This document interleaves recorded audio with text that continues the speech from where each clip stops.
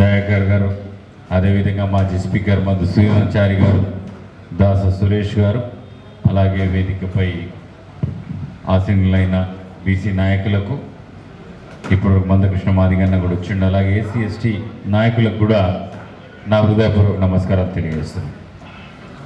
ఇప్పటి వరకు మనం ఒక ప్రొఫెసర్ మాట్లాడండి, ఉస్మానియా యూనివర్సిటీ ప్రొఫెసర్, తన పేరు గుర్తులేదు కానీ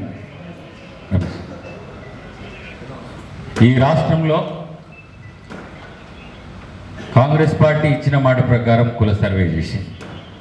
కుల సర్వేలో 57% ఇంచ్ క్లోజ్ టు 57% బీసీగా తేలింది. అదేవిధంగా ఎస్సీలు 18%, 17.5%, ఎస్టీలు 10% అని తేలింది. ఇంకో 17% ఓసీలు అన్నారు, కానీ 15% ఓసీలు కాదు, దాంట్లో 3% మీరందరూ తెలుసుకోవాల్సిన అవసరం ఉంది. 3% అదర్స్, వేరే రాష్ట్రాలకు వెళ్ళి వచ్చిన వాళ్ళు. కేవలం 12% ఓసీలే ఉన్నారు, దాంట్లో ముస్లింకి సంబంధించిన కమ్యూనిటీస్ ఓసీలు కూడా ఉన్నారు. అంటే 12%. మనము ఈ లెక్క పెట్టిన తర్వాత 12% మనకి 10% రిజర్వేషన్, ఇది న్యాయమా?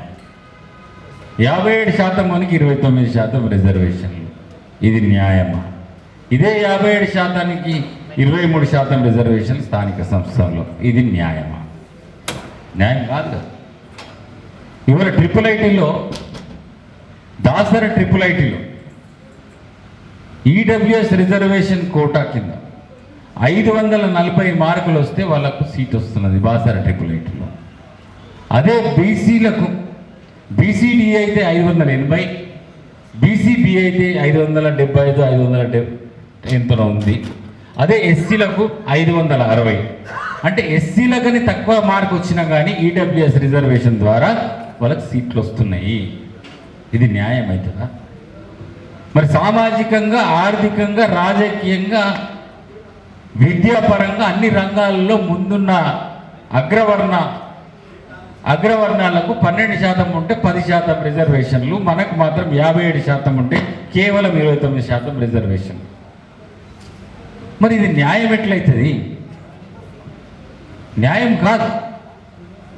మరి మేము కాంగ్రెస్ పార్టీ అధికారంలోకి రాగానే 42% రిజర్వేషన్లు ఇస్తా అన్నాం, చట్టం చేయాలా, అసెంబ్లీలో చట్టం చేసినాం, అసెంబ్లీలో బిల్లు చేసి ఇక్కడికి గవర్నర్కి పంపించినాం, గవర్నర్ దగ్గరికి ప్రెసిడెంట్ అసెంట్కి పోయింది.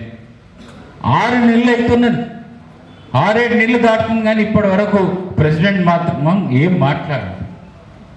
దానికి అసెంట్ ఇవ్వడు, డిసెంట్ ఇవ్వడు, ఏమీ ఇవ్వడు.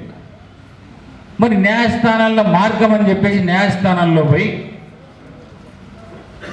మేము అడిగినాం, మేము 42% రిజర్వేషన్లు పెట్టుకున్నాం, ఇక స్థానిక సంస్థలకు పోతామని అడిగితే న్యాయస్థానాలు ఏమంటున్నాయి? కె కృష్ణమూర్తి జడ్జిమెంట్ ఉంది కదా, అదేవిధంగా Indra Sawhney versus union of India judgement ఉంది కదా, 50% రిజర్వేషన్లు దాటకూడదు కదా, మరి మీరు దాటుతున్నారు కదా, మరి 50% తప్పు కదా అంటున్నది న్యాయస్థానం. మరి ఇదే న్యాయస్థానాన్ని అడుగుతున్నాం, 10% ఈడబ్ల్యూఎస్ రిజర్వేషన్లు ఇచ్చినప్పుడు, ఆ రోజు మా వాళ్ళు రిట్ పిటిషన్ ఇచ్చినప్పుడు ఇదే న్యాయస్థానాలు ఏమని చెప్పినాయి? ఈడబ్ల్యూఎస్ రిజర్వేషన్లకు 50% క్యాప్ వర్తించదు అని అన్నారు. మరి ఆ ఈడబ్ల్యూఎస్ రిజర్వేషన్లు అదే ఫార్వర్డ్ క్యాస్ట్ రిజర్వేషన్లకు 50% క్యాప్ వర్తించినప్పుడు, 57% బీసీలు ఉన్నప్పుడు వాళ్ళకి 42% అడిగినప్పుడు మరి 50% రిజర్వేషన్ క్యాప్ ఎందుకు? మరి దీనికే లెక్క పెట్టిండ్రా? బీసీలు ఎంతమంది ఉన్నారు లెక్క పెట్టిండ్రా? సామాజిక పరిస్థితులు, ఆర్థిక పరిస్థితులు, రాజకీయ పరిస్థితులు చూసిండ్రా? ఎంపెరికల్ డేటా ఉన్నదా? డెడికేటెడ్ కమిషన్ ఉన్నాయని బీసీలకు. మరి అదే ఈడబ్ల్యూఎస్కి మరి నువ్వు అడగలేవు, సమాచార సేకరణ చేసినావా? మరి ఆర్థికంగా ఎంతమంది వెనుకబడి ఉన్నారు? రాజకీయంగా ఎంతమంది వెనుకబడి ఉన్నారు? విద్యాపరంగా ఎంతమంది వెనుకబడి ఉన్నారు? మరి సమాచారం సేకరణ చేసినావా? లెక్క చేసినావా? మరి దేశంలో ఓసీలు ఎంతమంది, ఫార్వర్డ్ క్యాస్ట్ ఎంతమంది ఉన్నారని లెక్క చేసినావా? ఆ లెక్క మాత్రం చేయరు. న్యాయస్థానాల లెక్క అడగదు. రాజ్యాంగ సవరణ చట్టసభలో చేస్తారు, వాళ్ళు ఈడబ్ల్యూఎస్ రిజర్వేషన్లు చేస్తారు. వాళ్ళు పోరాటం చేయరు, కానీ ఈడబ్ల్యూఎస్ రిజర్వేషన్లు 10% వాళ్ళు తెచ్చుకుంటారు. కానీ బీసీలకు రిజర్వేషన్లు పెంచమనేసరికి ఉన్నాయా లెక్కలు మీ దగ్గర? ఉన్నాయా? ప్రభుత్వం చేసిందా లెక్కలు? సామాజికంగా, ఆర్థికంగా, రాజకీయంగా ఇంకా ఎంత వెనుకబాటు తరమున లెక్కలు ఉన్నాయా?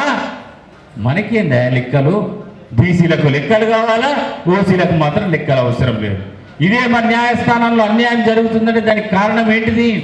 మరి మన తీర్పులు వ్యతిరేకంగా వస్తున్నాయి, ఎందుకు వస్తున్నాయి? ఇవాళ సుప్రీంకోర్టులో 33 మంది న్యాయమూర్తులుంటే అందులో 29 మంది న్యాయమూర్తులు అగ్రవర్ణాల వాళ్ళే. కేవలం నలుగురే న్యాయమూర్తులు బీసీ ఎస్సీలు ఉన్నారు. ఇదే ఈడబ్ల్యూఎస్ రిజర్వేషన్ తీర్పిచ్చిన న్యాయమూర్తులు ఐదుగురు అగ్రవర్ణాల వాళ్ళే. కాబట్టి వాళ్ళకి తీర్పు 50% దాటచ్చని ఇచ్చింది. ఇది న్యాయమా? మరి మనం అడిగేసరికి 50% దాటద్దట. బీసీలకు 50% దాటద్దు, ఈడబ్ల్యూఎస్ మాత్రం లెక్కలు అవసరం లేదు, ఈడబ్ల్యూఎస్కి 50% క్యాప్ అవసరం లేదు. మరి ఇది ఎట్లా న్యాయం అవుతుంది? మన పిల్లలకు, మన భావి తరాలకు అన్యాయం జరగదా? ఇవాళ IIIT ఒక ఎగ్జాంపుల్ నేను చెప్తున్నా. అట్లా ఎంత అన్యాయం జరుగుతుంది ఈ దేశంలో. ఎంప్లాయ్మెంట్లో ఎంత అన్యాయం జరుగుతున్నది, అడ్మిషన్లో ఎంత అన్యాయం జరుగుతున్నది. మరి ఇంత అన్యాయం జరుగుతుంటే చూస్తూ కూర్చుందమ్మా? అందుకే దీనికి ఒకే ఒక్క మార్గం, రాజకీయ పోరాటం తప్ప వేరే మార్గం లేదు. ఇప్పుడు రాజ్యాంగ సవరణ తప్ప ఇంకా వేరే మార్గం మీకు ఏమైనా కనబడుతున్నదా? రాజ్యాంగ సవరణ తప్ప ఇంకేమైనా మార్గం ఉందా మిత్రులారా? లేదు. కాబట్టి రాజ్యాంగ సవరణ చేసే వరకు ఈ భారతీయ జనతా పార్టీ కావచ్చు, ఈ కేంద్ర ప్రభుత్వం పైన పోరాటం చేస్తే తప్ప మనకు న్యాయం జరగదు మిత్రులారా. అందుకే మేము చెప్తున్నాం, ఇచ్చిన మాట కట్టుబడి ఉన్నాం. మా రాహుల్ గాంధీ గారు ఒకటి చెప్తున్నా, చాలా గొప్ప నాయకుడు, అట్లాంటి నాయకుడు నేను నిజంగా నా జీవితంలో చూడలేదు. రాజకీయ ఎవరైనా ఏ నాయకుడన్నా ఈ భూమి మీద నేను తప్పు చేసినాను ఒప్పుకుంటాడా?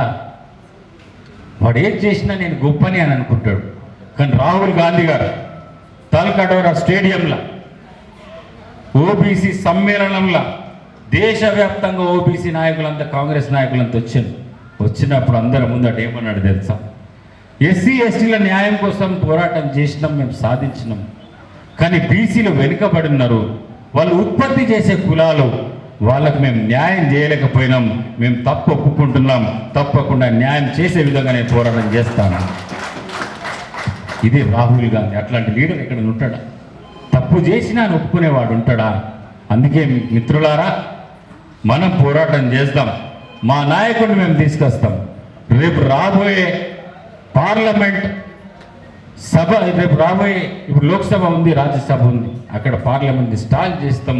మేము భారతీయ జనతా పార్టీ పైన పోరాటం చేస్తామని ఈ సందర్భంగా మీ అందరికీ విజ్ఞప్తి చేస్తూ సెలవు. జై బీసీ.